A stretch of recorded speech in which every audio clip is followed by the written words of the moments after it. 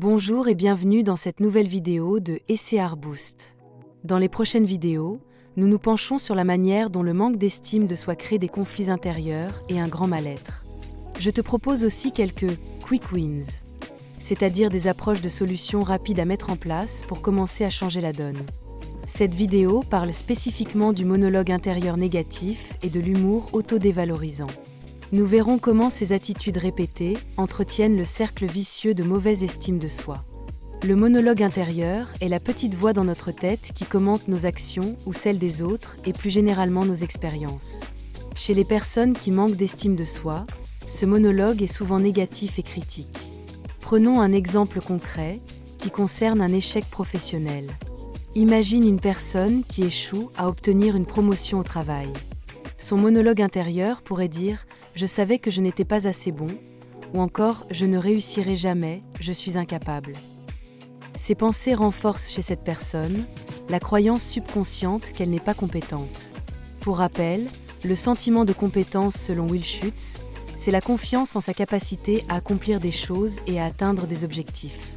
En disant les phrases précédentes, la personne confirme à son subconscient qu'il doit créer des automatismes qui renforcent sa difficulté pour atteindre ses objectifs.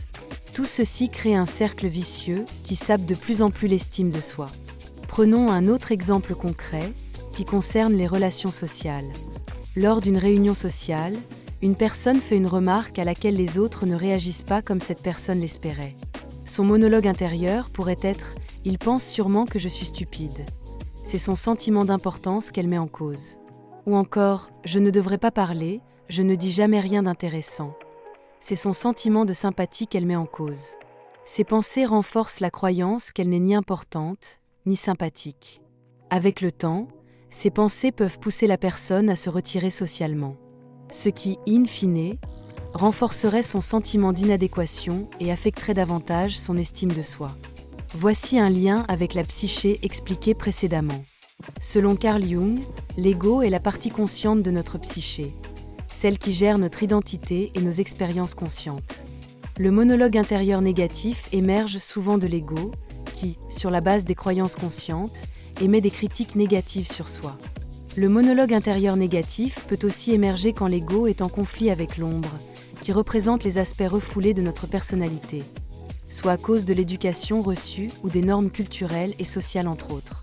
Par exemple, si ton ego veut être perçu comme compétent et fiable, mais que ton ombre contient des sentiments d'incompétence et de doute, ces aspects refoulés peuvent remonter à la surface sous forme de monologue intérieur négatif. L'ego tente de protéger l'image publique, c'est-à-dire la persona, mais l'ombre injecte des doutes et des peurs. Le manque d'estime de soi peut aussi se manifester par l'humour autodévalorisant. Un leader charismatique peut pratiquer l'autodérision en public pour créer du lien avec son auditoire. Mais l'humour autodévalorisant est très nuisible pour les personnes qui s'estiment peu et qui manquent de confiance. Ces personnes utilisent l'humour pour se dénigrer, pensant ainsi désamorcer les critiques des autres. Mais le résultat est autre. Prenons un premier exemple dans l'environnement de travail. Lors d'une réunion, tu pourrais dire « Surtout, ne me demande pas à moi. Je suis toujours à côté de la plaque. » Ou encore, tu pourrais dire « Je suis vraiment nul avec ces trucs. » Dans ces deux cas, tu mettrais en cause ton sentiment de compétence. Bien que de tels propos semblent inoffensifs, ils envoient un message négatif aux autres et à toi-même, et ils renforcent l'idée que tu serais incompétent. Prenons un autre exemple. Avec des amis, tu pourrais dire « Vous savez comment je suis, j'ai du mal avec les gens. » Dans ce cas, tu mettrais en cause ton sentiment de sympathie. Ou encore « Comme j'importe peu, personne ne m'invite jamais chez lui. » Dans ce cas, c'est ton sentiment d'importance qui serait mis en cause. Lorsqu'une personne dit ce genre de commentaires, de manière fréquente, elle renforce son sentiment d'infériorité aux yeux de son entourage et à ses propres yeux. Parlons maintenant du cercle vicieux qui se crée. Le monologue intérieur négatif et l'humour autodévalorisant se nourrissent mutuellement, créant un cercle vicieux de mauvaise estime de soi. Chaque pensée négative ou blague dévalorisante renforce l'autre, ancrant encore plus les croyances limitantes. Mais alors, quelles sont les approches de solutions pour briser ce cercle vicieux ? Avant tout, il est nécessaire de commencer à se détacher de sa voix intérieure, c'est-à-dire ne plus la considérer comme étant soi. car c'est la voix du moi ou encore la voix de l'ego. Prendre conscience de ne pas être l'ego, mais plutôt le soi, permet de franchir ce premier pas. Ensuite, il est important de commencer à observer la voix de l'ego s'exprimer en soi, tout en restant détaché. Cela permet d'adopter une attitude neutre pour mieux appréhender les situations. En complément au détachement de l'ego et à l'observation neutre de sa voix intérieure, voici quelques tactiques pour progresser. La première tactique consiste à pratiquer l'autocritique constructive. Face à une situation donnée, l'ego s'empressera pour te juger sévèrement. Grâce au détachement et à son observation neutre, tu pourras pratiquer l'autocritique constructive. Par exemple, si l'ego s'empresse de dire « je suis nul », observe cela en rappelant à l'ego qu'il n'est pas toi. Transforme ensuite sa phrase en disant « je peux m'améliorer dans ce domaine ». Cela te permet de te focaliser sur la croissance plutôt que sur les échecs. La deuxième tactique consiste à ne pas s'autocritiquer à chaud. Après une situation difficile, le réflexe consiste à réagir immédiatement pour tirer des leçons. Cependant, le corps n'est pas dans les meilleures conditions pour que l'ego analyse objectivement. D'abord, prendre le temps de se calmer peut t'aider beaucoup. Tu peux aller marcher, aller dans la nature, respirer profondément ou méditer.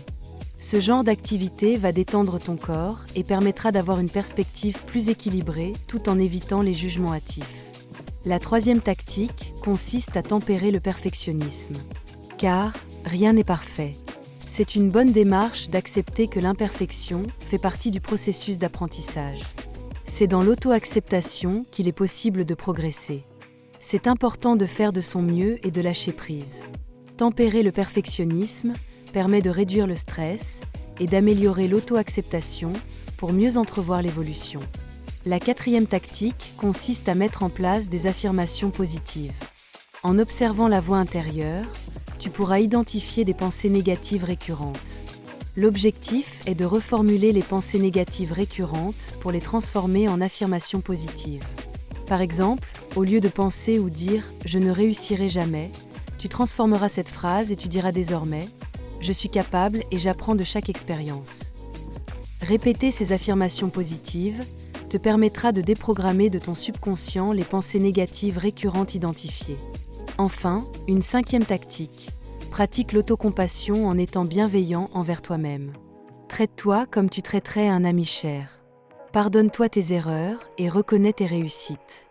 Par exemple, lorsque tu fais une erreur et que ton ego est à l'affût pour te dénigrer, dis-toi ceci : tout le monde fait des erreurs. Quelle leçon puis-je tirer de cette expérience pour avancer ? L'autocompassion te permet de cultiver une relation positive avec toi-même. Voici 2 exercices pratiques pour toi. Le premier exercice. Prends quelques minutes pour observer ton monologue intérieur aujourd'hui. Identifie une pensée négative ou autodévalorisante que tu remarques. Reformule cette pensée en une affirmation positive. Par exemple, transforme « je suis nul à ça » en « je m'améliore à chaque essai ». Fais cet exercice au moins une fois dans la journée pour commencer à reprogrammer ton subconscient. Le second exercice. Si tu fais face à une situation où tu te sens critiqué par ton ego, par exemple, une erreur au travail ou une interaction sociale difficile, prends un instant pour respirer profondément. Ensuite, dis-toi cette phrase : « Tout le monde fait des erreurs. Quelle leçon puis-je en tirer pour avancer ?» Applique cette démarche bienveillante dans les prochains jours pour voir l'effet sur ton état d'esprit. Merci d'avoir suivi cette vidéo. Dans la prochaine vidéo, nous parlerons des angoisses et des ruminations négatives et comment les surmonter. Reste motivé et enthousiaste.